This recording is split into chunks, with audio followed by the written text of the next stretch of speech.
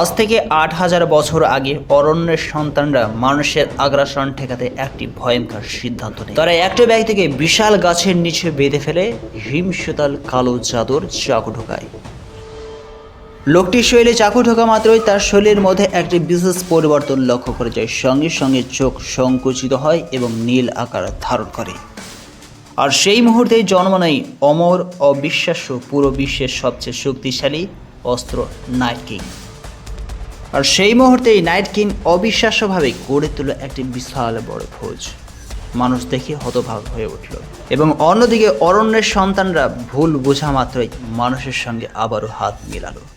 সঙ্গে সঙ্গে শুরু হলো নাইট কিং এর সাথে অরণ্য সন্তানদের বিশাল বড় যুদ্ধ, যার ফলে তৈরি হলো দ্য ওয়ার্ল্ড। আর এইভাবেই ৮,০০০ বছর অতিবাহিত হয়ে যায়।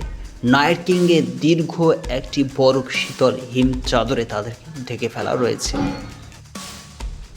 ঠিক ৮,০০০ বছর পরে এই সমস্ত নাইট কিং আবার হিমশীতল চাদরের নিচ থেকে জেগে ওঠে মানুষের অস্তিত্ব ধ্বংস করার উদ্দেশ্যে। পরিকল্পনার অগোচরে তৈরি হয় নাইট কিং এর। শুরু হয় দুই দলের মধ্যে দীর্ঘমেয়াদী যুদ্ধ, যার ফলে পরাজিত হয় নাইট কিং মানুষের কাছে।